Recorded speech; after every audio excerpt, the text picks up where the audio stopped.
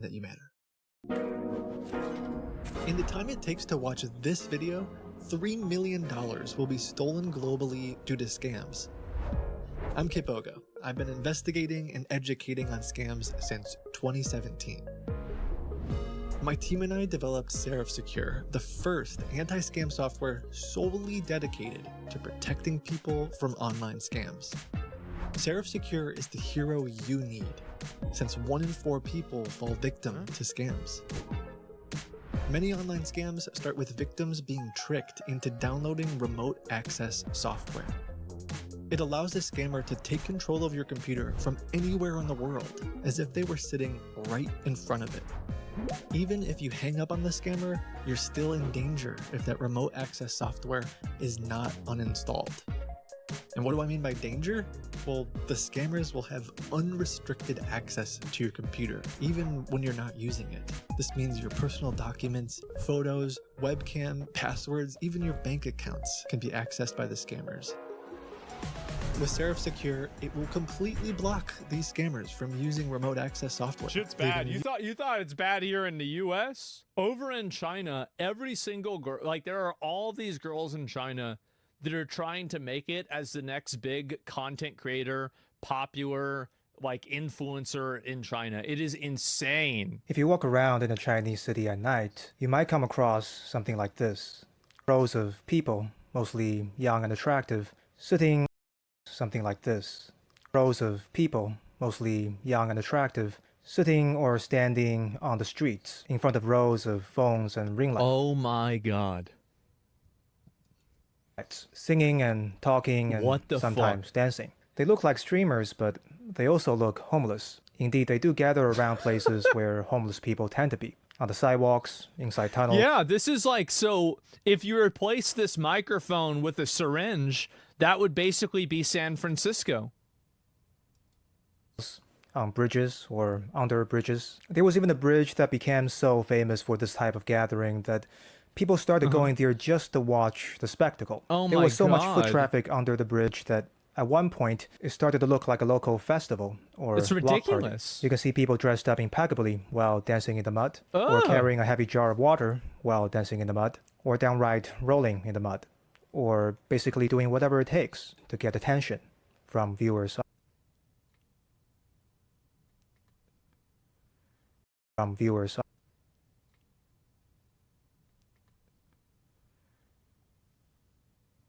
Is that Wukong? No shot. That's a Wukong cosplay. Oh my God. Wow. From viewers online. Now, if you're seeing this for the first time, you probably have a few commonly asked questions. Yeah. What are they doing? Where are they doing that? Money. Are they streaming? Are they homeless? Where are they streaming outside?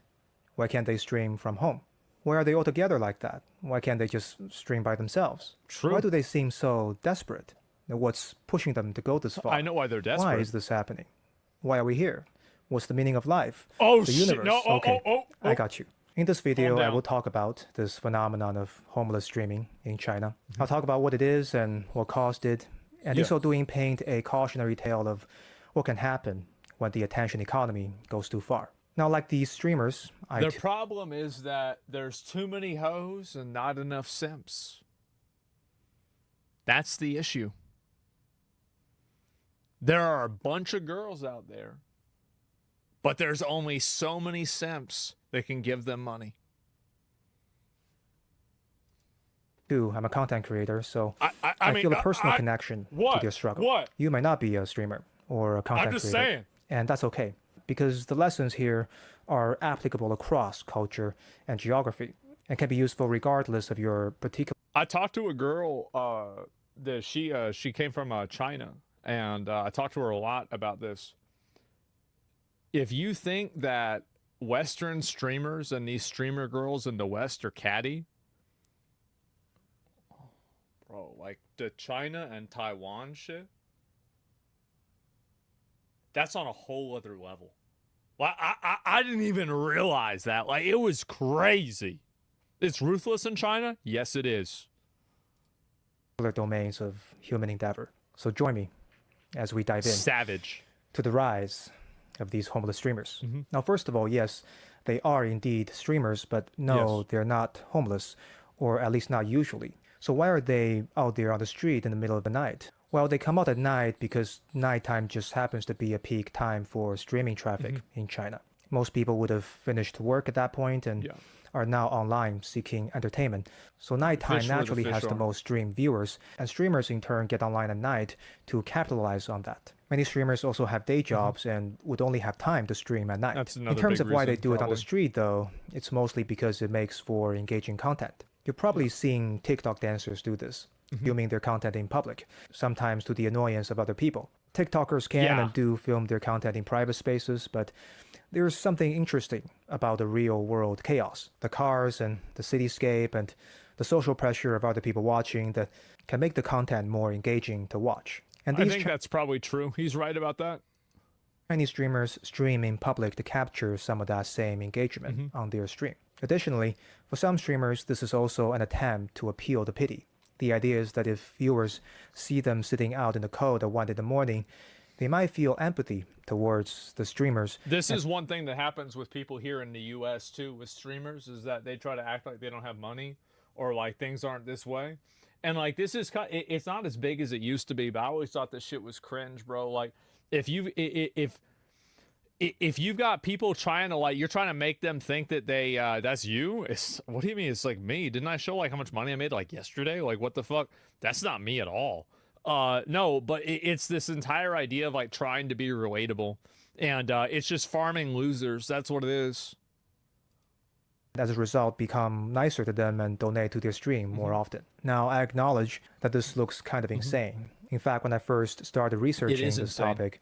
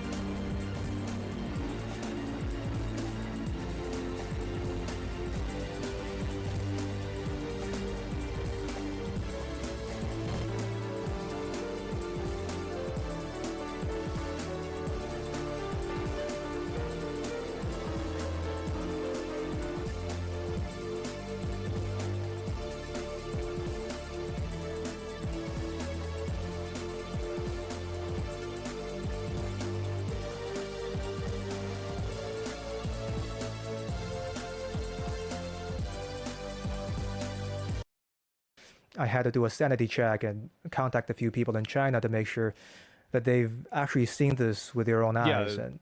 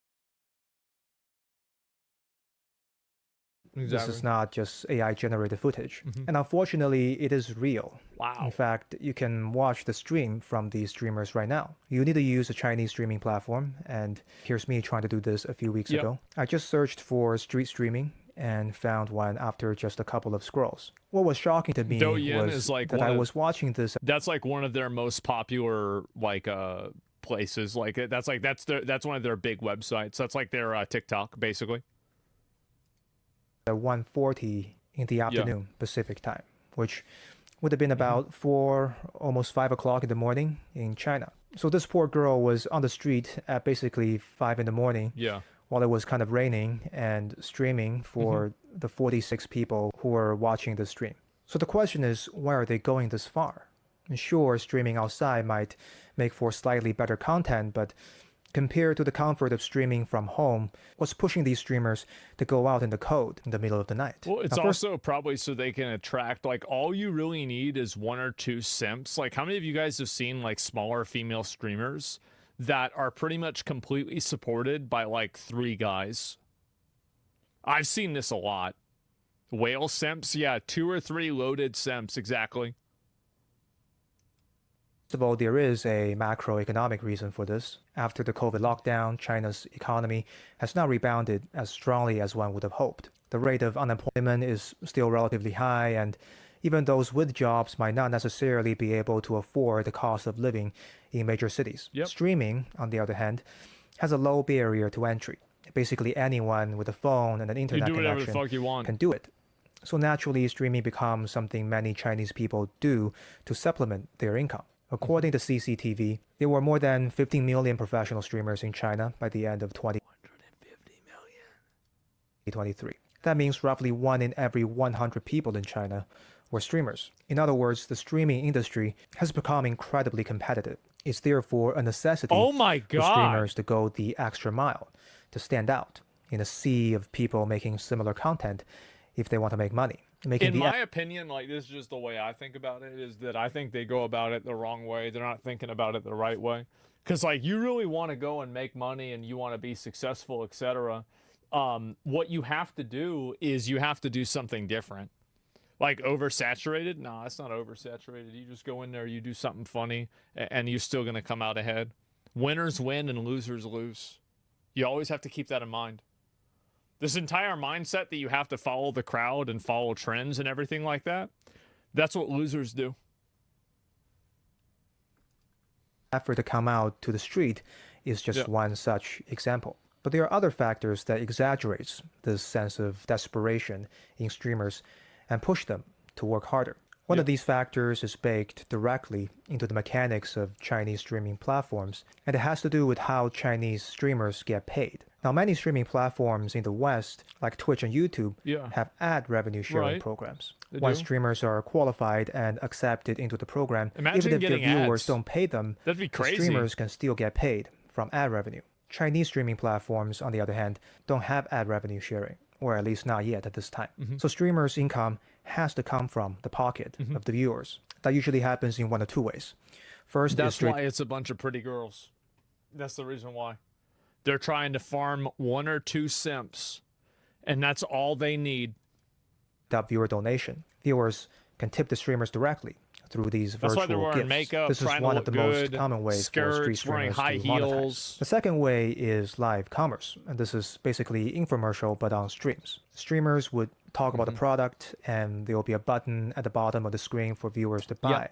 When that happens, the streamer receives a commission from the sales. Now, regardless of how it happens, the fact remains that streamers don't get paid unless viewers take money out of their own pocket and give it to them in one way or another. That is a different dynamic. This dynamic. creates an incentive, if ever so subtly, for streamers to be a bit more desperate. They seem more needy because they do need something from their viewers. Because of this... And this is the way Twitch used to be.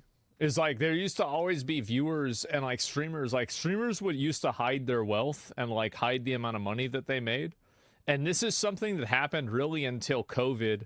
And I think that COVID, because it was such a multiplier on like the, I hate using this term, the influencer economy, it multiplied and it got so many people engaged that it was now impossible to hide the fact that these streamers were like multi-millionaires, right? And so like you, no, not like me at all. Like I didn't even really, I don't think it was like me at any way, right? The influencer, yeah, I mean, that was never like me. But all the streamer incomes got leaked during COVID. Yeah, I was number 8. Remember that? That was a good day. And so, but yeah, there were a lot of people that had that happen. And so then, like, that was the disillusionment. Because do you remember how many viewers were, like, really angry and upset whenever they realized that so many of these streamers made such a tremendous amount of money? Like, that was one thing that I thought was really, really surprising, is that people got really, really upset about that. There were memes circulating on Chinese social media that compares these street streamers to beggars. Here's one such meme, and the top here says, old school beggars, and the bottom says, new age beggars. Now, I can see some resemblance, but to be fair, streamers do provide some form of entertainment. They do sing and so dance do crackheads. And so on. So a better comparison might be to street performers rather than beggars. There's another thing that sets streamers apart from beggars, and that's the fact that many street streamers are often parts of a business or company that specializes in social media content creation. These companies are officially known as MCN, or multi-channel network. Yeah, this is a big thing on YouTube. They're basically streaming agencies or influencer agencies. They provide streamers with training, equipment, help them broker sponsor relationship, and with other logistical tasks in exchange for a cut of the streamer's revenue. Pretty simple. Now, you might wonder why any influencer would want to give up a portion of their revenue to join an agency. You've got a smartphone and a data plan, so just point the camera at yourself and hit record, right? Yes. How hard could it be? Well, there are actually a lot of things content creators need to do that has little to do with creating the content itself. For instance, I just spent a week filing my taxes. Even though my channel was monetized for less than 2 months last year and made about $200, I still had to include that business activities on my tax filing. Of course. Because there's apparently a difference between cash-based accounting and accrual-based accounting. And if you don't know what any of that means, I didn't either. So that's how I spent a week. Thank you for asking. Now, no offense to the accountants out there. You got like royalties, 1099s. It's like a totally different system. And like the tax forms that you fill out are different. You're employed differently. You have to shift your taxes. Like my taxes, I think last year were like this much. It was a lot. This is fascinating stuff, but as a content creator, it's probably more efficient and relevant for me to spend a week researching for this video topic instead of learning how to depreciate a capital asset at fair market value. The idea of a company taking care of these kind of things for me sounds like a great value proposition in theory. But in practice, joining an agency especially in China, usually means giving up on some degree of creative and career freedom. And depending on how ethical the agency you're working with is, you could be giving up on a lot of freedom to the point that you are trapped contractually. As part of this is what happens with a lot of MCNs and a lot of other networks, and this is especially true with VTubing, and it's like at least historically true, is that you have a lot of these companies that end up basically, the people don't even realize it, but they're signing a Faustian pact, a deal with the devil, and they don't realize that, like, Tfue was a victim of this with FaZe back in the day. And I think that you also had other instances of this happening also, like Nija Sanji had a lot of drama about their contracts also. And in general, people lose, they become slaves. Yeah, and those are like two different examples. There's Gura, there's like why is she rebranded to Saba and everything. Like, why is that? People are like, you're never really going to know, but like people kind of put two and two together and they assume that to be the case. And so, I don't want to give up like a lot of names or like say anything specifically, right? Because I don't want to get sued, to be honest. But it's fairly well known that a lot of these deals are just simply not always advantageous to the creators, and they are sometimes at the expense of the creators. That's another great example. All gas, no brakes. Remember Channel 5? Used to be all gas, no brakes. And because they had sold that IP, it took them a long time to retain that. And Andrew recently got that IP back in the last month or so. Doki Bird, another good example. Yeah, that was Nija Sanji. So this is very, very common. And I think also it's predatory in the case that a lot of these people that run these companies, they know that they're dealing with people that are categorically unfamiliar with certain spaces like accounting or things like that. And so, or like intellectual property or anything else like that. And that's what happens. Joining an agency in China, streamers might face restrictions on what kind of content they can stream, where and when they have to stream, and quotas, like how much revenue they must generate per week. And keep in mind that Chinese streamers don't make revenue until viewers give it to them. Failing to meet these quotas could result in fines. And if streamers try to leave the agency before their contract's completion, they could get sued. So it's easy to see how these restrictions can intensify desperation and push streamers to hustle ever more frantically to avoid breaching contract terms. For example, you might have seen clips like this circulating on the internet. People have called them influencer factories, and these would have been operated by influencer agencies. Not all of them look this bad, though. There are some with better conditions, like this one based in Indonesia. But the business idea is the same. That's the better one? It's to streamline the content creation process. From training to filming to distribution. Oh my God, look at this. So the content can be so dystopian. Manufactured like commodities in factories. And many of these street streaming gatherings are just the other side of the same coin. Now, some street streaming gatherings are formed organically from the side of the same coin. Now, some street streaming gatherings are formed organically from independent streamers, but we know that many are organized by agencies because there are hints in the footage that reveal this. For example, here the streamers are all using the same ring lights and nearly identical setups. You can also sometimes see tech support staff assisting the streamers. There's even a continuous red carpet that are laid out on the ground sometimes, indicating that the team had come and set this up beforehand for their streamers as part of an organized business operation. Regardless of how these gatherings form, there is something off-putting about them. They look almost dystopian, like something out of a Black Mirror episode. Yes, it is. One of the reasons it looks so jarring is because it juxtaposes a series of polar opposites that really shouldn't belong together. For instance, it juxtaposes the appearance of wealth and fame to poverty and obscurity. These streamers are all dressed in and you can see that like there are some guys, but it's like a 10-to-1 ratio. Glamorous clothing with beautiful makeups in front of spotlights and cameras as if they are celebrities. Yet in reality, they are out on the street like homeless beggars. It also juxtaposes human connections and loneliness. On one side, viewers from all around the country are connecting intimately with their favorite streamers, a modern miracle. And also these girls, a lot of them use like face filters and all kinds of other shit too. Like they might look one way, but like whenever you see them on camera, it's totally different. Yeah, it's weird. Yeah, exactly. And super filtered. Yeah, they've got AI filters and all this other stuff.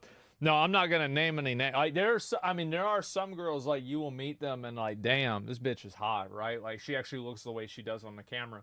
But like a lot of them, like I've had situations where it was like, who is this?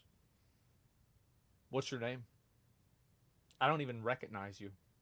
by the internet. On the other side, everyone is alone. Most viewers are probably in a room by themselves staring at a screen, while the streamers sit just inches apart from each other, yet never interact. Everyone is locked in the prison of their digital worlds, appearing to connect, yet never really do. It juxtaposes collectivism and individualism as well. China has a collectivist culture, after all. So by and large, people prioritize social cohesion and group well-being above their personal ambition. These street gatherings seem to trend towards this kind of collectivism. Everyone is sitting in front of the same equipment while doing the same things. It looks like they are one unit, working towards the common goal. I think the problem really is that it's so inauthentic. Like, why would somebody watch or like get attached to this whenever they realize that it's like, you know, are you going to get attached to like, you know, the dairy cow number 943 on the farm? Probably not. And so I think a lot of these people, they go into it, and this is the other big reason why, is that my understanding is that China has like another similar problem that we have, where a lot of people have high unemployment. It's hard to get a job. And you have people even in China, and this is also true in other Asian countries, that have basically just totally given up on life because they realize that they can never gain employment in a way that's like,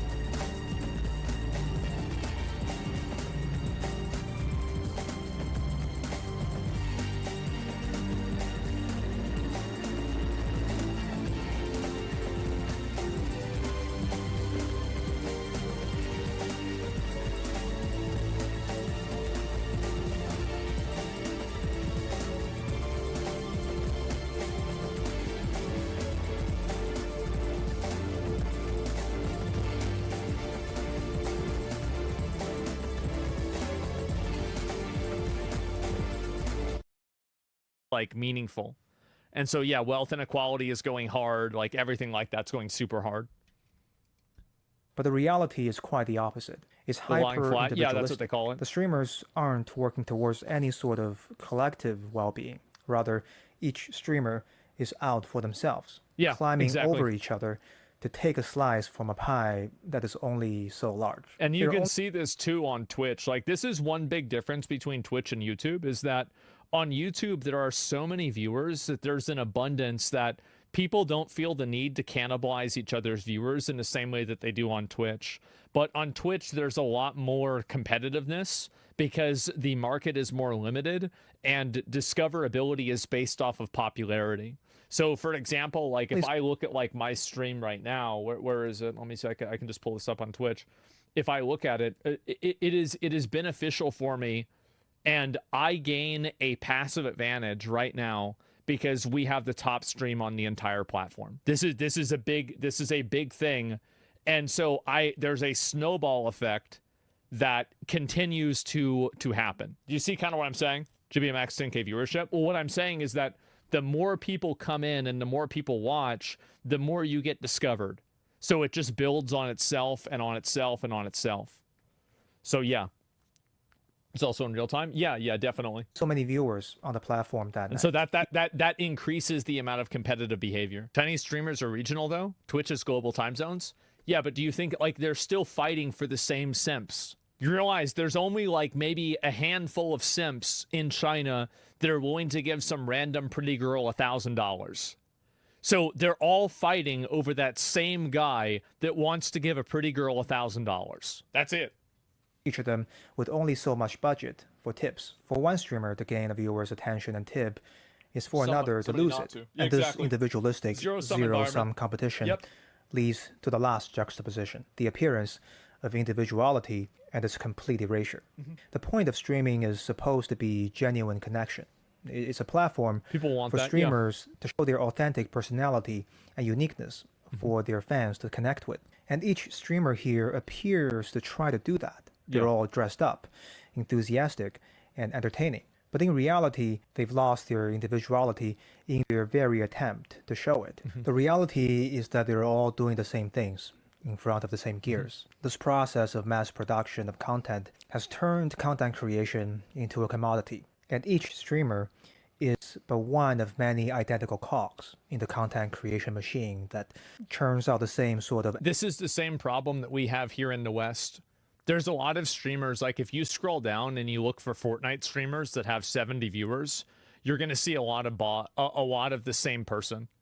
And it's the same thing as like ASMR streamers or anything else. Like they're all basically doing the same thing, because this is one other big issue that happens with streaming, is that because it's such a zero-sum environment, people try to copy each other and do the same thing better rather than take risks with more avant-garde content because of the nature of the fact that discoverability, popularity equals discoverability, and discoverability equals popularity.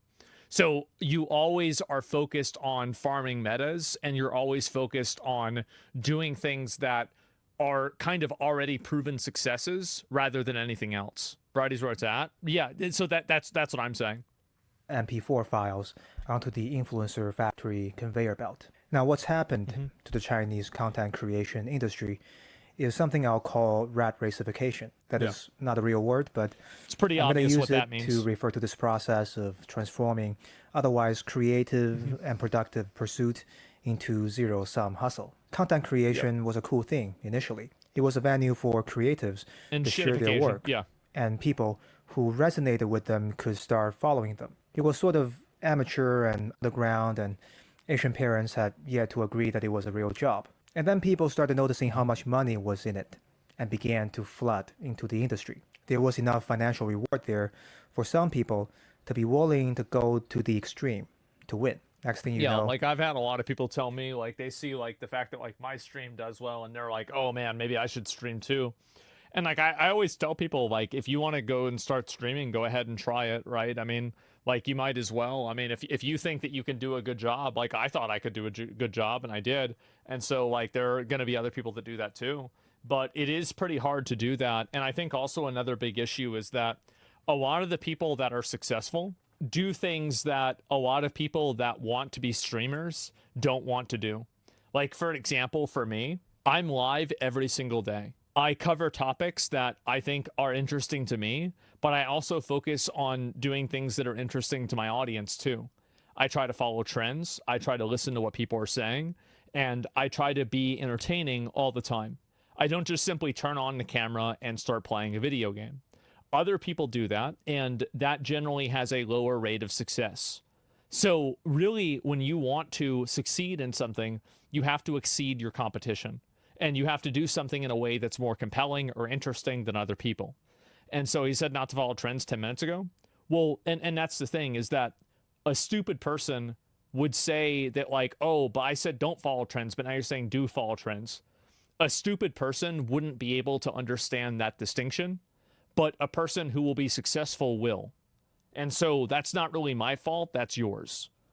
The point that I'm making here, though, is that in a lot of these cases, these streamers do have this problem, and they have a lot of problems like this, and a lot of them don't really have the opportunity to really grow, and they also don't take the necessary actions in order to grow. They're not, like, they don't do what they need to do in order to succeed. Basically, like, what I'm saying is that if you took a streamer council of me, XQC, Soda Poppin', Kai, and Hassan, and you put the 5 of us together to evaluate what streamers are good and which streamers are bad, we would have a lot of the same opinions, because there are commonalities that exist across all markets and all types of behavior. I'm just telling you, like, that's it. Lost me at Hassan. You might not like Hassan, but it's undeniable that Hassan is built. Also, it was on Jinx who's been trading with Borov9. That makes it clear it was Pantan paying her. I don't know, man. Maybe he had a bad game. Pantan was perma camping top. We got no ganks.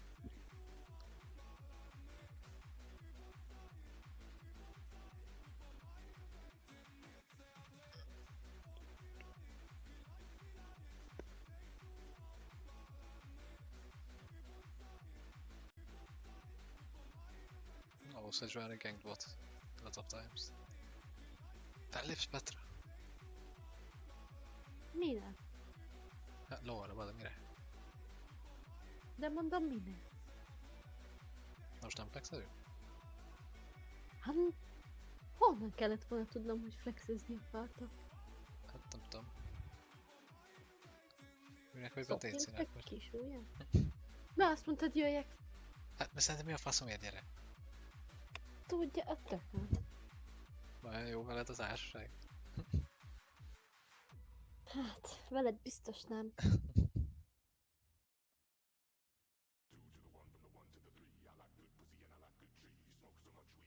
Yeah, bro, it's emerald.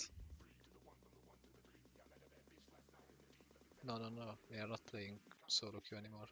We are gonna play flex.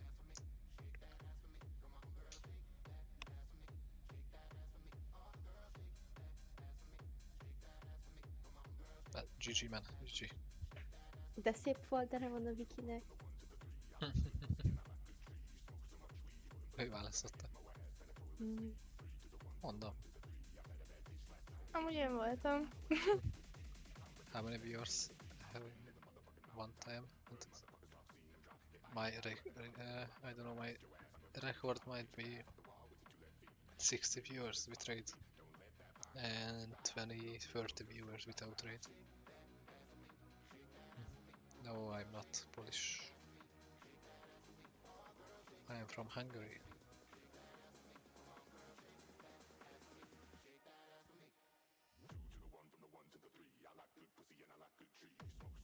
Polish streamer. Yeah, nice joke, man. Nice joke.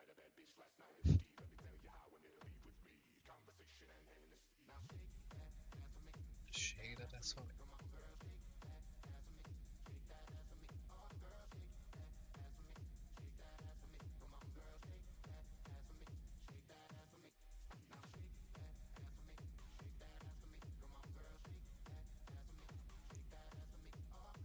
Rájöttem az új zére amúgy. Hogy kell nagyon gyorsan ember szerezni. Na hogy?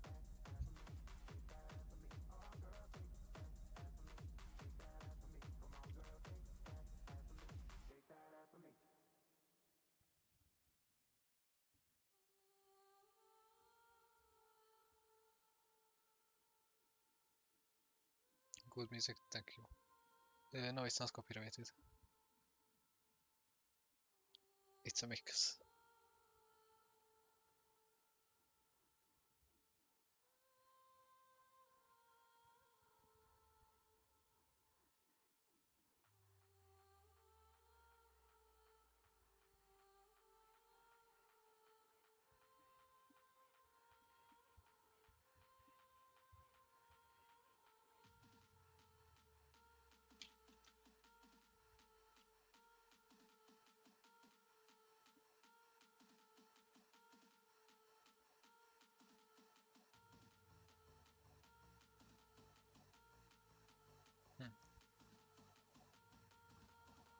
Yeah, it looks like.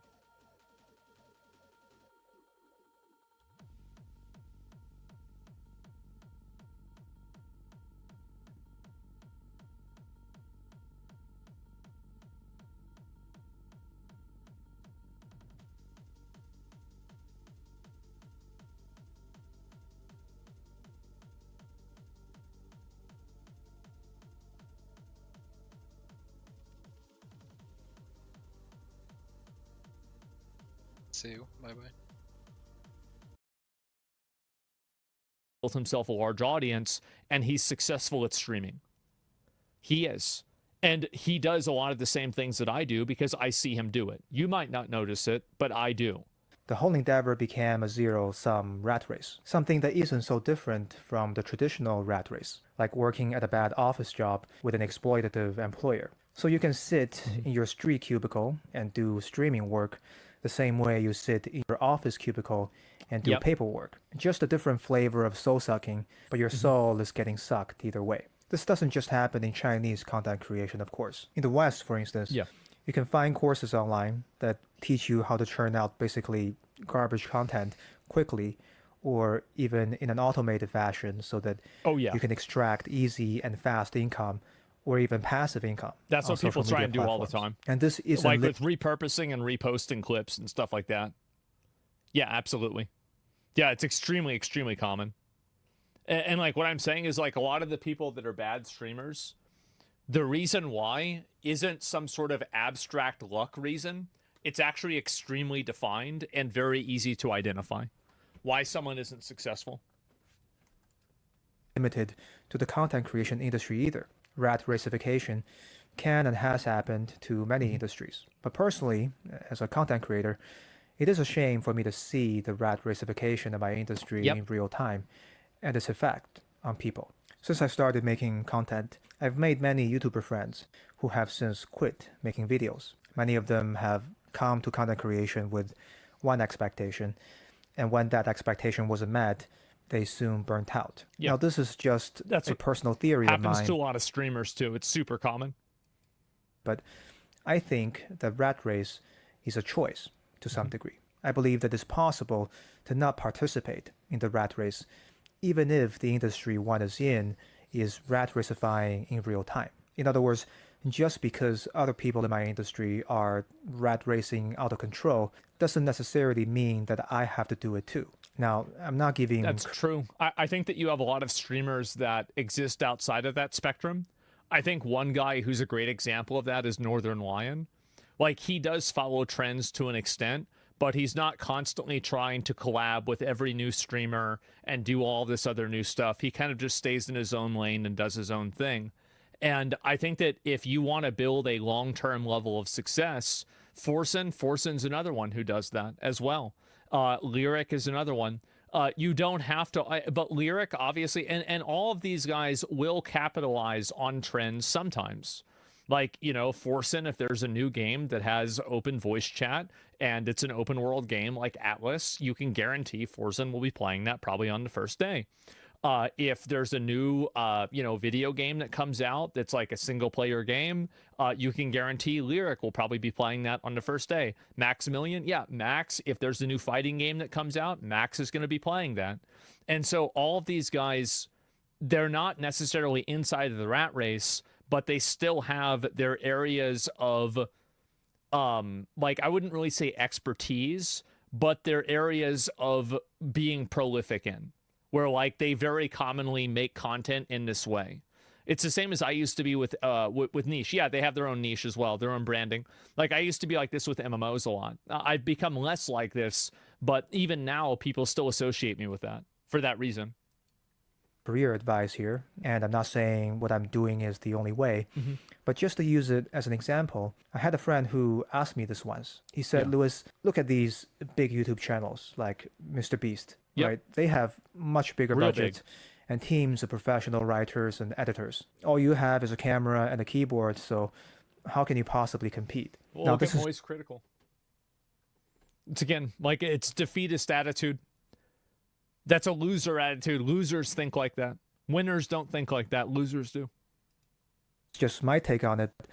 I don't think I am competing with Mr. Beast. Mr. Beast makes great content, but the content he makes looks nothing like the content I make. Yeah. In fact, the only commonality between our content seems to be that we're both breathing while filming. And maybe commonality between our content seems to be that we're both breathing while filming.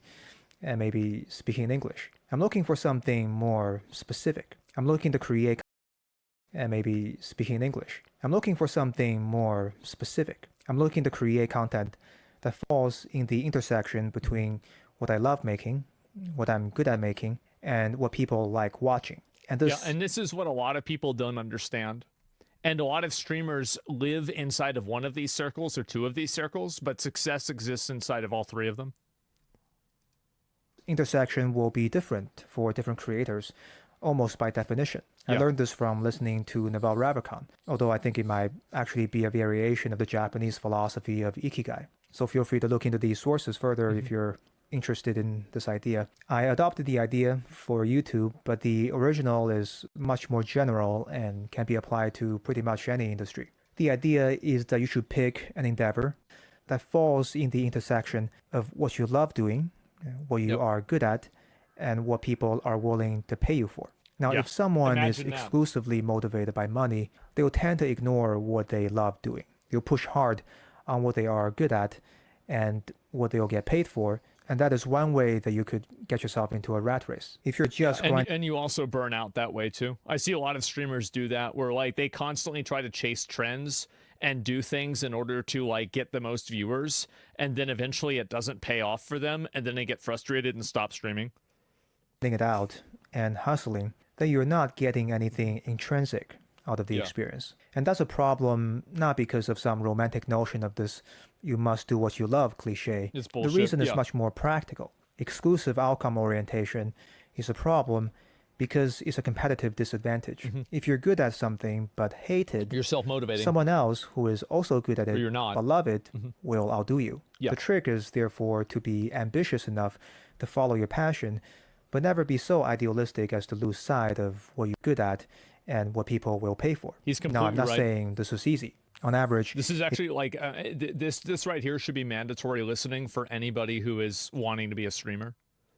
This insight is exactly this is exactly how you should think about things. It takes a lot of time and countless trial and error, and success isn't guaranteed. For example, I'm still iterating to find my sweet spot in the intersection between these three circles regarding my own effort on YouTube. My channel hasn't made enough revenue to cover what I've spent since I quit my job, so I'm still in the red so far. And it remains to be seen whether it'll work out before I run out of savings.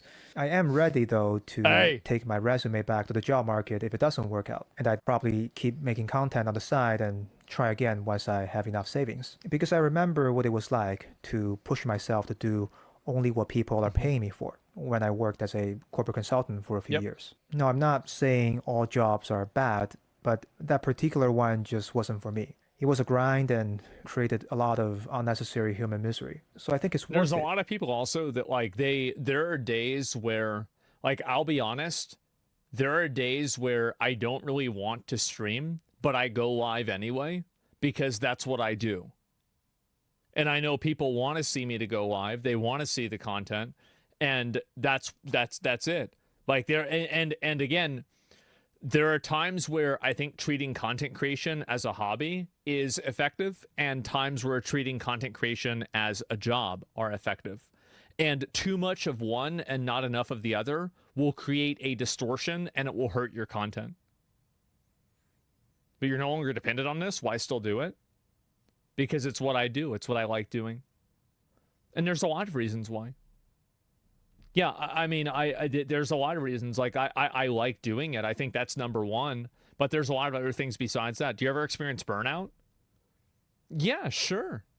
Sure, I'll get tired of something. I mean, I'll be honest, with all this stuff with my dad and everything, it's been really hard for me to go live recently. It has been. I've been super stressed out. I've been sleeping all day. I haven't been able to, like, do anything else besides that. I have been fucking, like, absolutely out of my mind. It's been awful, but it doesn't matter. Like, I mean, everybody has problems. Like, there are plenty of times you probably had to go to work whenever you had stress at home or in your life. Like, that's just the way it is. Like, and so the more that you give in to weakness, the more you become weak. And so the more important thing to do is to focus on being able to overcome challenges and being able to work through them. Because the more that you indulge yourself in weakness, the more you practice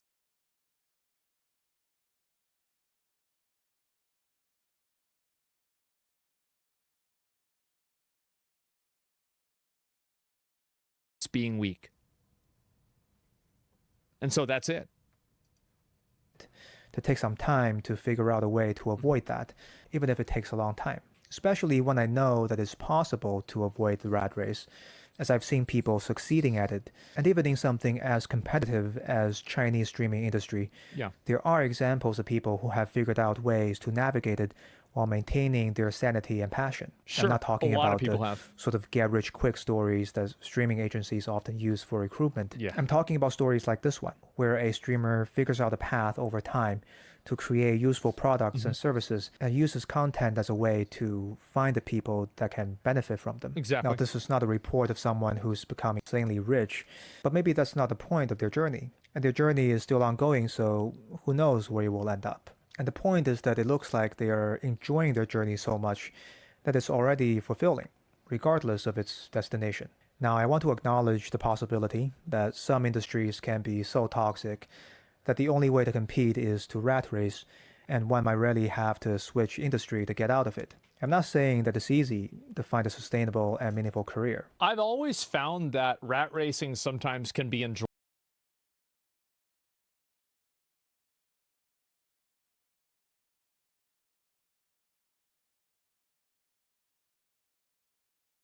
So what the happened with this? One thing I never had on the bingo card for 2025 is Ready or Not being downvote brigaded by their own community. Oh.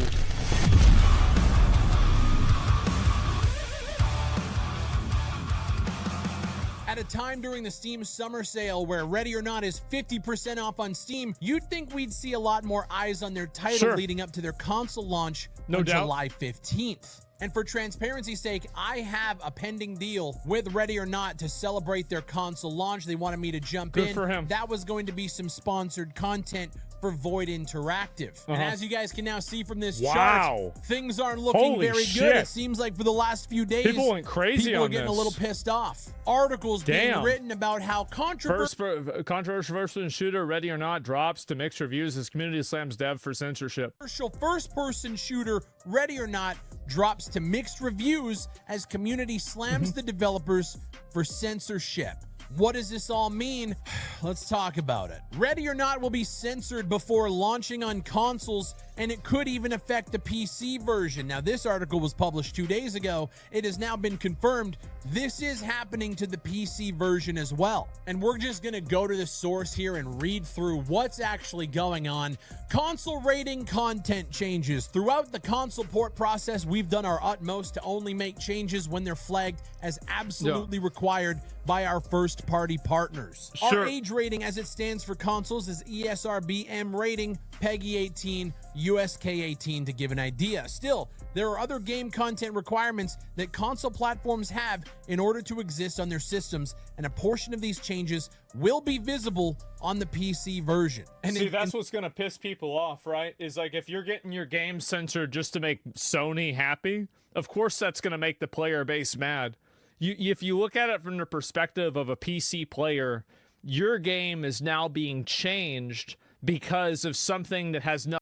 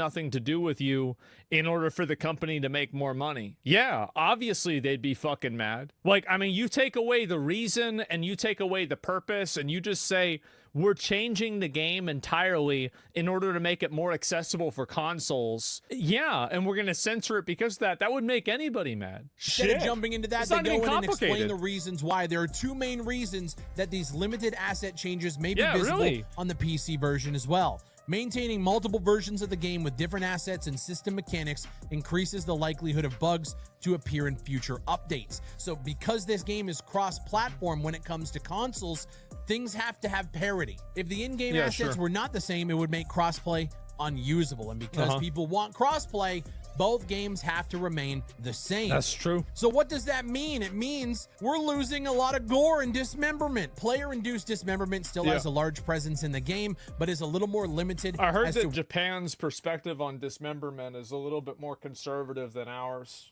That's at least my understanding about it. I could be wrong. And I think there's always the historical example that a lot of people know about that's famous, really, that in World of Warcraft, they're not allowed to show skeletons or bones. And so they have people, whenever they die, they put a tombstone down instead. when it occurs. That's China? When a live Is it- enemy are they is shot, both they China? can undergo dismemberment. However, once I thought that dismemberment was also seen as problematic in Japan also. I could be wrong.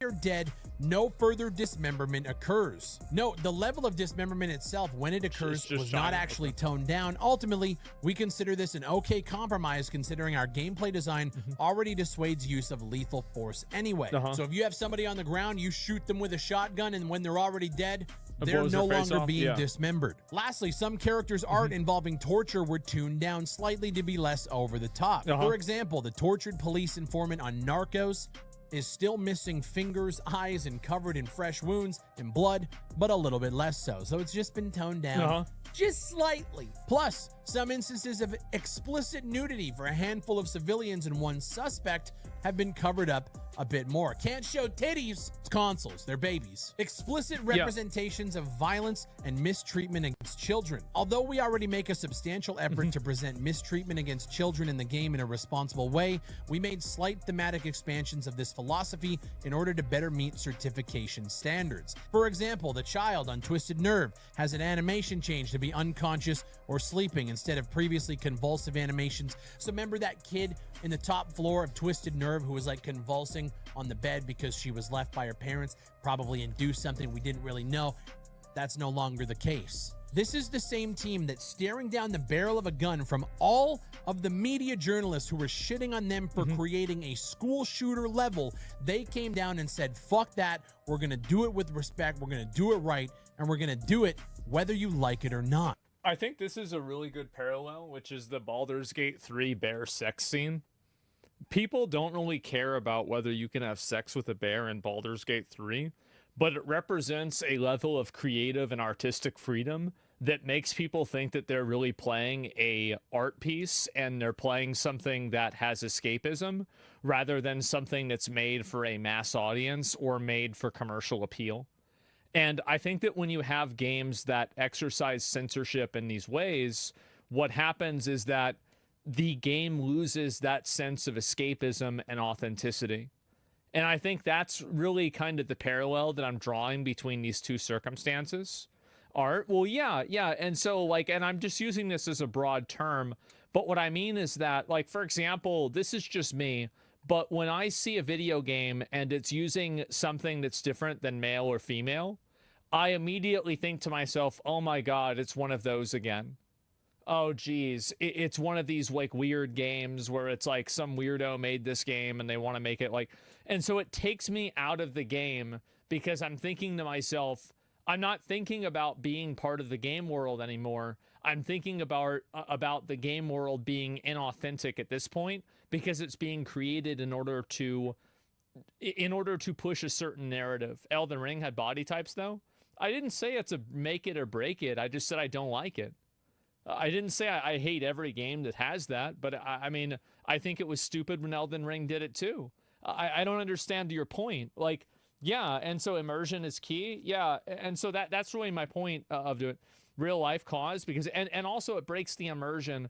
So I think that's the reason why people are unhappy about this, is that they view that this game is it's made in a certain way, and it's really brutal, it's super gory. Like, for example, like, think about a movie like Fight Club or Sin City or something like that, that's like a really brutal, gory movie, or like 300, and then think about how much it would be, how annoying it would be if it got censored or toned down in order to appeal to another group of people. I think that's what's frustrating for a lot of people about this.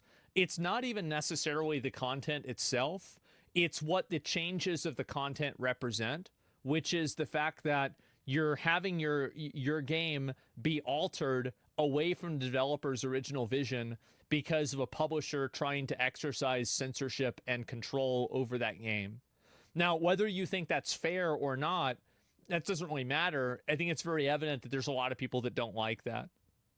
Berserk is a good example. Yeah, and like Berserk, there's a number of examples, you know, like obviously like the Eclipse example with Casca, and then also you have, you know, Guts as a child. These are very important parts of the story, and if they were taken out of the story, I would be upset as a fan of Berserk. Does that mean that you like that kind of content? No, but it means that you value the authenticity of an author's work, and you don't want to see it be censored by a third party that is trying to exercise creative control. And I think that's kind of what's really happening here. It's not about the changes specifically, it's about why they're happening.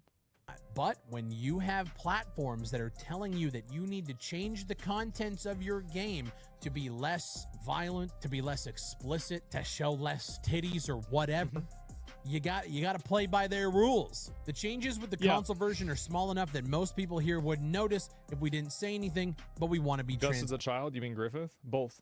Look it up. Parent. It's largely just evidence and nudity that's altered, and the texture changes don't affect the PC version. In conclusion, they're looking forward to their console launch and relieved to be fully finished with all of their console launch certification processes. And as you probably know already, this has pissed off a lot of people. The first comment on this post is huge respect for creating one of the standout games in its genre and keeping the experience alive and thriving years after release. I gotta say, on one hand, I actually agree, and as you can see, the clown emojis are being thrown out. You're censoring the game. Yeah, that's just people that don't like them. Yeah. Not a fan. These ones are getting upvoted. Loving the new animations, but toning down the graphic themes of the game is a bit questionable. I actually agree. It's one of the main reasons why we all got excited about this game. I don't think that, like, and this is another thing that a lot of people might not really understand, is that I think that in a lot of cases, a game like this, a tactical shooter game where you're going in and killing people and like holding them down with a shotgun and blowing their face off. Do you want to know who plays those games? Young guys, teenage guys, like the ages of 13 to 40-year-old men. That is, in my opinion, probably like 98% of the game's audience. Guys like that don't want to have their game censored in order to appeal to an audience that doesn't even want their game. That's the reason why. It's literally just guys. So what's the problem? Well, the problem is that they're removing and toning it down in order to make the game more agreeable with consoles.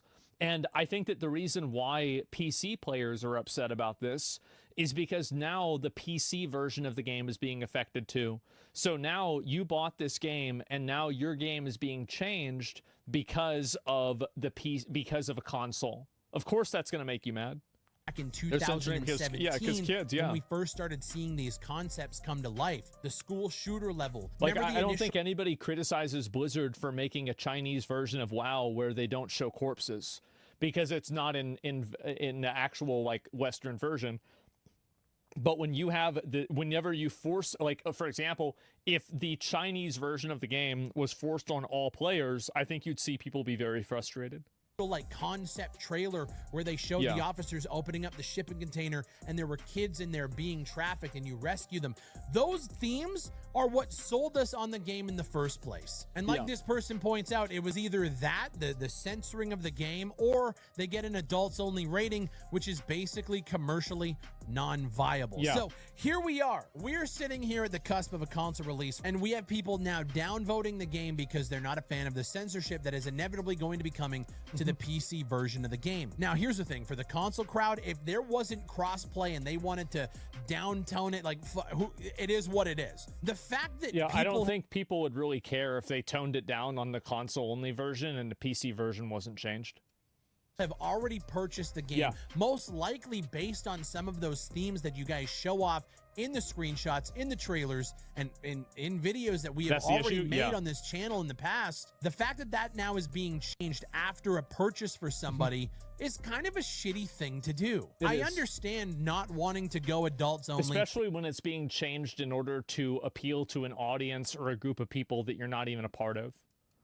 If you're putting all of these resources together to make a console version for the console crowd, you want to make as much money as humanly possible to make that money back. I totally understand the business side of why you want to go down this road. The fact that it affects the PC release when it's already been out in the open for years on end is questionable, and it just downright fucking sucks. Awake here points out, here we go again, all PC players suffer because I think people just don't want censorship, period.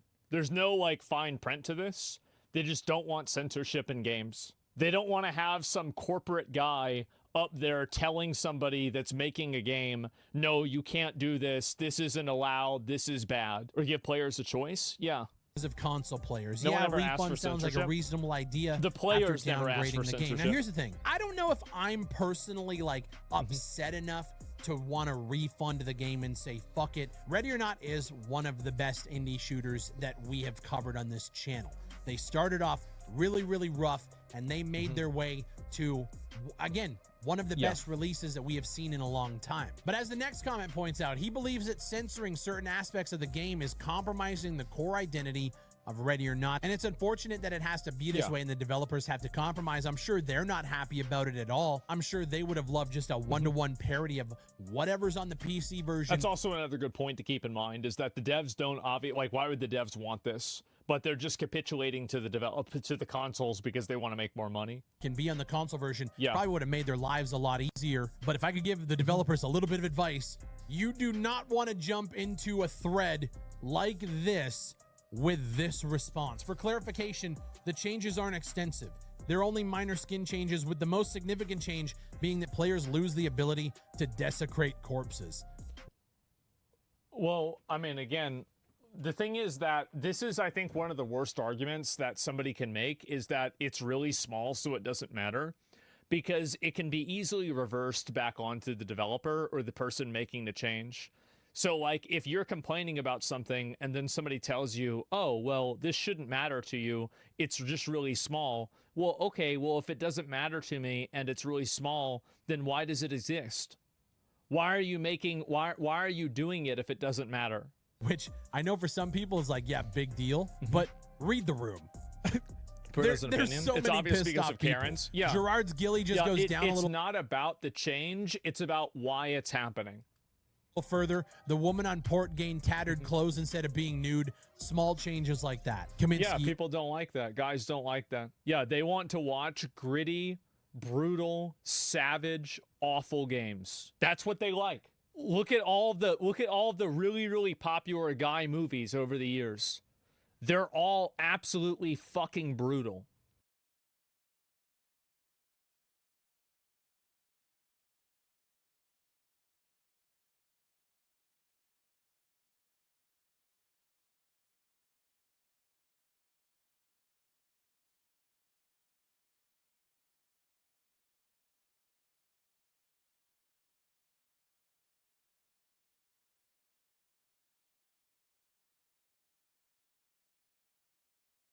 Look at Mortal Kombat. There's a million fucking examples of this. This isn't what guys want. You gotta read the room. That's it. I think this comment really just sums up how I feel. Look, I get the overall challenge with the porting process, but that doesn't make the force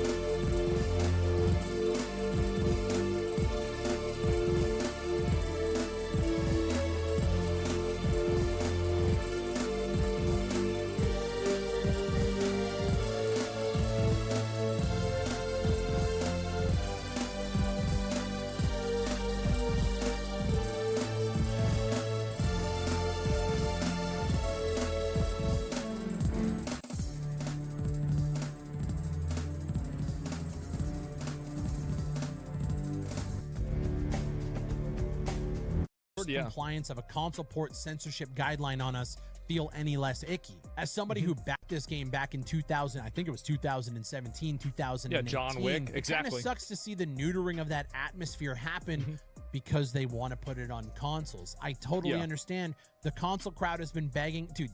The console crowd's been begging for fucking anything with a gun on it for years on end. I totally get it. But it does kind of suck. And as you can see, their community hub is being more desecrated than the corpse can be now. There's Jesus so many Christ. people complaining. I was about to buy this game. Fuck censorship. Crossplay was a mistake. If they censor, we should all mass downvote the game. That's what's happening now. But the thing is... No, they should. I totally support the community in this. And the reason why is that if enough people complain about censorship, you have to keep in mind why censorship happens.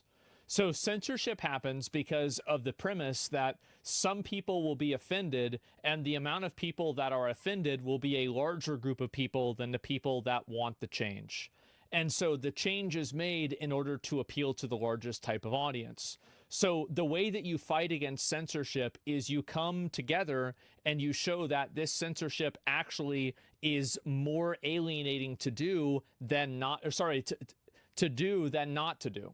So that's the way that you fight directly against censorship, is that you have to figure out, why does censorship happen? It happens to make people happy. So if censorship happens to make people happy, and then you see people that aren't happy, then the censorship loses its purpose and the censorship doesn't happen as much. That's the reason why I totally support them. It's because I don't want to see this happen to my games. I saw World of Warcraft get censored a lot. You had, like these photos, these like pictures that are made of like these characters in a game and like bikinis and stuff. And they got rid of that and they replaced them all with fruit. Well, I don't like that. Is it because I'm some kind of gooner that wants to see these characters be, like some like girl in a bikini? No, I don't care about that at all. It doesn't really matter. But what does matter is the fact that it matters to them. And the fact that it matters to them, and they want to push it into that, and they want to make me and change my media and change my game because it makes them uncomfortable.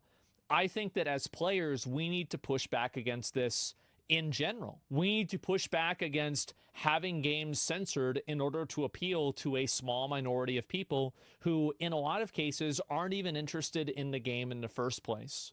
And so if you can get enough people together and you can get people angry enough about this, you can reverse these types of censorship changes, or you can punish a company and damage a game so much that it kills the company and it kills the game, and it serves as an example for future developers to not make that same mistake. And I think that's the way that you have to do it, because ultimately we are the customer, and the consumer is always right in matters of taste. And like, look at Concord. We killed Concord. That's it. You don't see a lot of Concords coming out anymore. It's dead. Yeah, Helldivers 2 boycott. Yes, exactly. They shut down discussions tab for the game to shut people up. It's blank except for pens now. Yeah, because they're afraid. Destroying your reputation in your game to sell a few copies on console. Smart. Exactly. And so the reason why they do this is because there's not a counterbalance for people that are able to advocate to not have media and content censored. And ultimately, I think that's what matters the most, is that it's not about whether you can dismember somebody in this video game or not. It's about whether you want to have some corporate decision maker that goes through 7 different levels of HR make that decision for you. You want to have the individual director or artist make that decision on a personal level. Now, the consumer's always right in matters today, so you get horrible watered down culture that America has now. Our music is shit. Our movies are shit. I don't think that's the reason why. But anyway, and that's the way that you fight against censorship, is that you openly, you are as loud and as negative about it as you possibly can be. And if you do that enough, the censorship goes away, because censorship is done out of fear. And so if you make them more afraid of you than they are of the people that are looking for censorship, then they won't do censorship. That's how to solve the problem. You pressure people, and you put the pressure on a lot, and that gets things to change. And I understand this might sound like kind of a Machiavellian way of doing it, and it is. It works. Do you want to do the thing that will create the outcome that you want? I do. And that's how to do it. This is mass downvotes and bitching on community hubs is only going to get you so far. When you look like The game's sitting at the last 30 days, gained up, it went down, came up. I'm guessing that has a lot to That's do with already how the we got Steam tone Summer police Sale. for years. Yeah. Right now there's 12,000 people. Yeah. And the way that you stop tone policing is you actively push against it as loudly and as openly as possible. And you don't support people that support it at all. That's how you push it down. That's how you get rid of it. Karen strategy, loud and annoying. Exactly.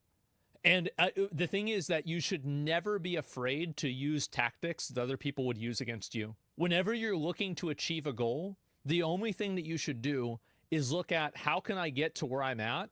How can I get to where I want to be?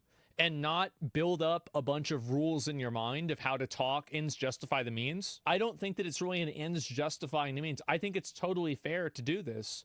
What am I saying here? I'm saying expressing displeasure that the commercial product is being changed in a way that you don't like. I'm not saying to burn down a building. I'm not saying to go out and commit crime. I'm just saying, hey, tell people that you don't like this and that you're not going to buy a game because of it. I can't desecrate a dead body tantrum. That's right. And again, if enough people complain about that, they're going to let you do it. Keep it in mind. It's the principle that matters. At the end of the day, and I think a lot of other people, don't want to be told what I can and can't look at and what I can and can't see. It's that simple, period. It doesn't matter what the context is or anything else. Of course, there's some exceptions, but this isn't one of them. Especially when I paid for it. Yes, they have the condescending chatter language. Well, it just doesn't work on me. What if you want to desecrate corpses? What if you want to dismember them and like pull their arms off? Why shouldn't you be able to do that?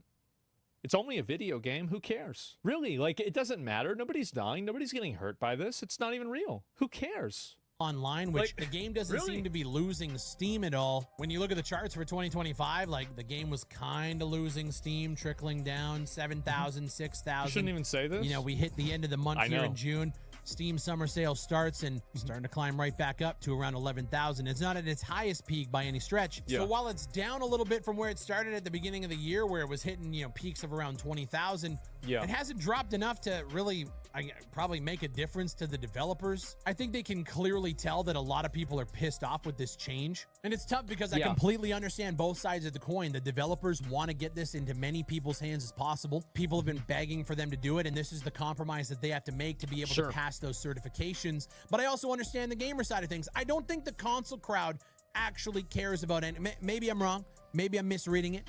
I think the console crowd is just going to be psyched to have a tactical shooter that they can play on a controller on their TV in their fucking living rooms. I think the biggest problem is the PC people who have paid for the game already and now have to suffer those changes. But I can completely understand it from both perspectives, but I want to know what you guys think down below. I have a feeling that a lot of you are going to be upset at those content changes and the censorship for the console crossplay parity. And while you're letting me know your thoughts down below, leave a like on the video, subscribe for more FPS content just like this. And if you guys want to support the channel, you can do so by going to gamersubs.gg, using creator code BigFry. Grab yourself a tub of GG. It's a sugar-free alternative to energy drinks, sports drinks, and all that other garbage. Grab yourself a shaker, grab yourself a tub. And if you guys want to, you can literally try it for free. You can get free samples sent to your door. You just got to pay the shipping so you can kind of see what it is. Mix it with water and you guys might find a couple flavors you enjoy before making a purchase. As always, my name is Big Fry. Thank you guys for watching,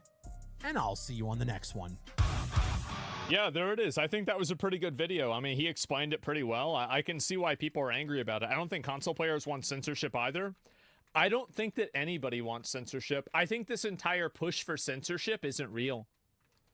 And the entire idea that there's a lot of people out there that like this would alienate them is total bullshit. It's a problem that's created by Karens. It's real? No, it's not. No, it's actually not. Like, again, I see what people like. I see what people watch. I see the kind of content that people consume. It's just simply not real. The only people that are pushing this are weirdos that want to tell everybody else what to do. That's really all there is to it. It's a false narrative. Yes, this is a false narrative that's being put forward by people that don't play these video games that want content and media that they don't even consume to fit into their worldview. And I think it's ridiculous. It's ridiculous. If you want to dismember people, blow their face off, cut their arms off, or do anything like that, I think that's totally fine because it's a video game and nobody cares. Nobody's getting hurt. There's no evil that's happening. There's no violence that's occurring. It's not real. And so the entire premise of this is ridiculous. It's a ridiculous problem, and nobody should take it seriously at all. Nobody should take people that complain about this seriously at all. And you see people that are like, where was the guy that I was talking about? Like this guy right here. And you're acting like this is some kind of a big thing, or like, oh,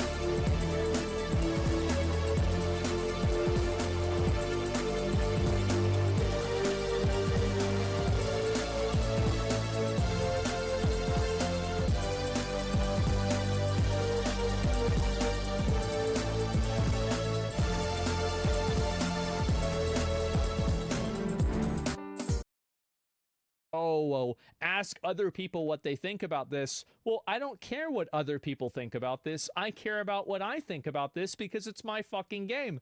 I don't need the approval of somebody that doesn't even play. Like, why would I want the approval of somebody that doesn't consume the media that I'm interested in to tell me that it's okay to consume this media? It's so cringe. Oh, would you look at that? Military sim people proving they need to be put on a domestic terrorist watch list with some of their ridiculous toxic behavior. In case you're ill-informed, the game Ready or Not is a military sim on Steam who recently censored a couple aspects of their game so they get it approved to be put on console, and it is now being absolutely review bombed with military sim people freaking out. What level of censorship are we talking about, Jordan? Military sims should be hyper-realistic. Listen, we are talking about extremely minor tweaks to some of the most grotesque things I've ever seen in gaming personally that I can't actually talk about explicitly here on TikTok because I will get banned. But suffice to say, trust me that I'm right,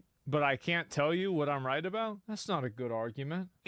Go look it up. It's really not that big of a deal. I'll watch a video. But you know on what this. is a big deal? Remember, I was gonna watch this. How obsessed military sim people are with these specific, extremely grotesque, brutal parts of the game being censored. They are so fixated on it. They look like disgusting perverts who should be like put in a psych ward. Like, you care that much about seeing that level of brutality? What is wrong with you? If you are one of the people review bombing it for this situation, I want you to do an exercise with me. Go to a family or a friend, someone who doesn't play military sims or doesn't play video games, explain what the game censored, and then well, how would that make any sense? Like, so if you so you should base what you like about video games on people that don't like video games? Like, I don't even understand that. Like, so, wait, what? Why would you ask somebody who doesn't like what you like to tell you what you should like? explain that you want that specific part uncensored and why, and just see their reaction. Military Simulator. I think this is a really good example of the stuff that I talk about a lot, where you have a lot of people like this. I think this is a very weak form of thinking, and I think that it demonstrates itself as being weak because it's so vulnerable to consensus of thought. His entire justification for why something is good or why something is bad is based off of whether other people like it or not. This is what herd animals do. You're literally just making an appeal to consensus. That's like that is the lowest form of self-esteem that you can possibly have. Are supposed to be about realistic shooting mechanics and realistic physics. Yeah. They're not supposed to be. That's not his point. No, of course it is. Why would you? The thing is that if you want something in a game, why should you have to look to somebody else's opinion? Why is your value system up for debate? Why is it that you have to justify what you like and don't like? Who decided that? Who decided that your opinions and your values and what you like is accountable to anybody else in the world? Probably these are changes. Goddamn I'll look at it. PTSD simulator, all right? Yeah. If you want that, go join your country's military and go experience that level of brutality. Otherwise, at the end of the day, even if it is a simulator, it is supposed to be a game. It's so fucking cringe. And it's these weird tone policers that want to tell everybody else what to do. Wasn't there a case in Stellar Blade censorship with outfits that got a lot of backlash? Yeah, and then they changed it back. And that's it. The White Knights, in case you're ill-informed, it proceeds to call it a military sim and suggests you join the military. Dude doesn't even understand the difference in military and tactical police unit. I don't know. I mean, that's probably true. He's probably just an idiot. But I don't usually say this. You practically taste the soy in his voice. Well, there's a lot of kids like this on TikTok that, you know, have like this like what's the word for it? Like this patronizing, like, I'm better than you, I'm on the right side of history, like, mindset. And I think it goes really well on TikTok because these types of people, like, the videos are like a minute and a half long. And so it's something that a stupid person that doesn't really think about it at all can just immediately process and be like, yeah, this is so wrong. That's so bad. But yeah, it's just, that's it. Stop tasting people's voices. Yeah, I mean, that's what I'm saying, right? Dean Parker. I'd say kids are smarter, maybe, right? But I think that's, yeah, the good boy mafia. The hell does that mean? Well, what I mean is that, so when you have a small, whenever you have a small form of media, you're not really discussing the entire idea of a topic. And also, you're not exploring any other perspectives other than your own. And so because of that, this is the reason why, for example, a lot of people don't want to do podcasts. This is why people criticize other politicians for not going on Joe Rogan, because you can't maintain and defend a lot of ideas on Joe Rogan. It's like the Kamala Harris thing. She didn't go on Joe Rogan. Well, yeah, because she looked like a retard. That's the reason why. And so that's the thing. And short form content's bad for brains. Yes. It's a society where virtue is a social currency. Don't be surprised where you can't reach the bar they set that's high for a while. Yeah, no, I think so. Not enough time to really fully explore the idea. Yeah, no, I think people like this are super cringe. There's a lot of TikTokers that are like this. It's pathetic, but, you know, it's not really that big of a surprise. This guy doesn't get it. He thinks people want disturbing content, but it's more trusting creators to go to the places people won't.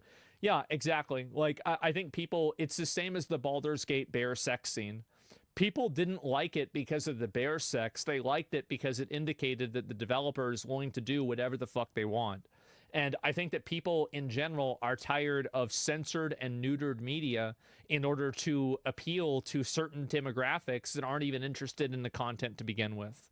That's the real reason. That's the actual underpinning of this. It has nothing to do with the content itself, and it has everything to do with why it's happening and the people that are pushing it. So yeah, it's that simple. And my female friend loves it. Yeah, well, she's probably got a lot of books like that. Didn't Oblivion censor? Yeah, they did a little bit. And it was bad. But yeah, that's the way I see it. Weird ass shit. The content's optional for those interested. Exactly. Yeah, people can do whatever they want. And I don't see the problem with that at all.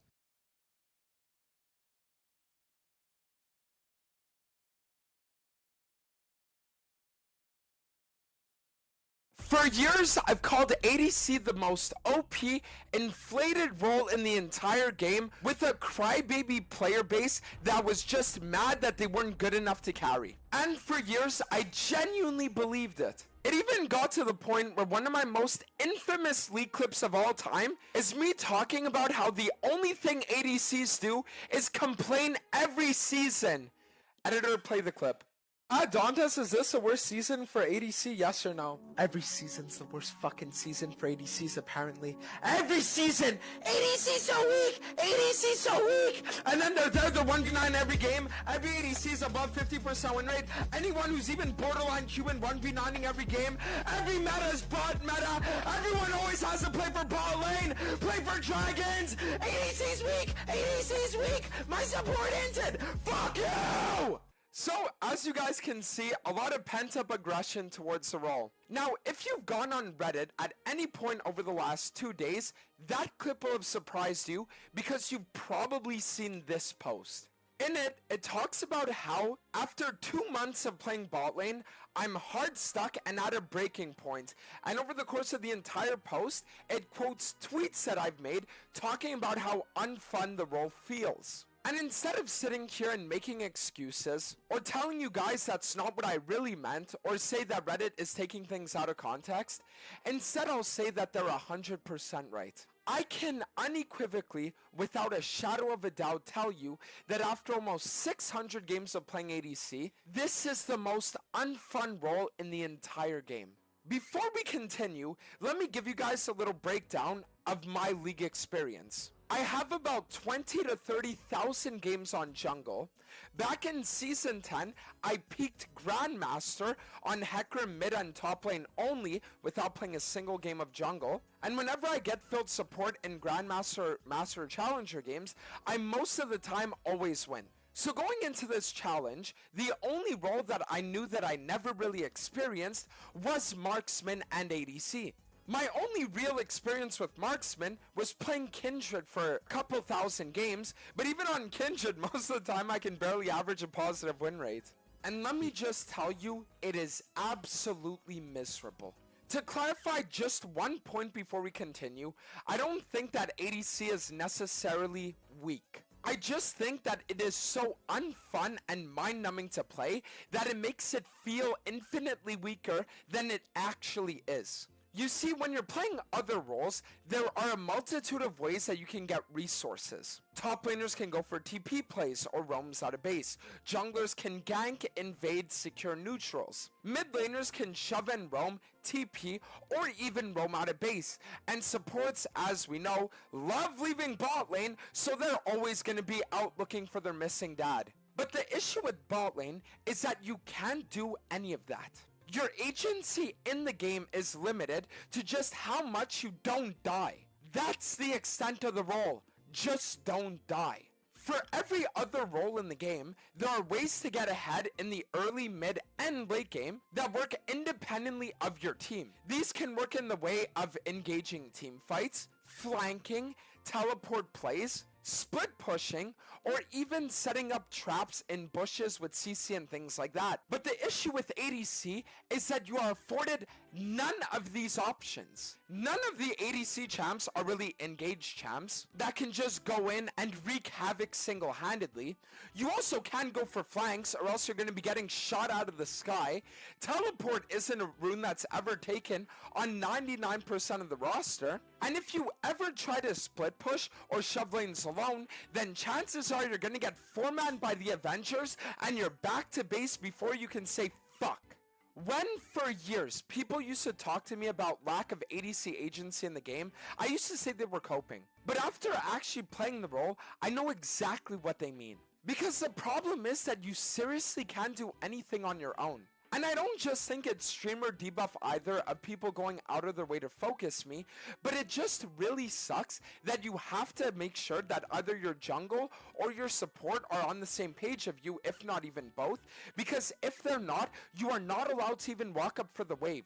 Whereas a jungle's game is played on camps, neutrals, and ganks, or a support's game is played on engaging fights, roaming, or top laner's game is based upon split pushing, flanking, and engaging, an ADC's game is entirely based around waiting for something to happen and then just reacting. You can very rarely, if ever, start the fights. You cannot shove out waves alone. You really just can't do anything. Unless you're being escorted by your entire team, then you just need to sit there, take the L on waves, which is the only way that you're gonna get gold anyways, unless a fight breaks out, and then just pray for the best.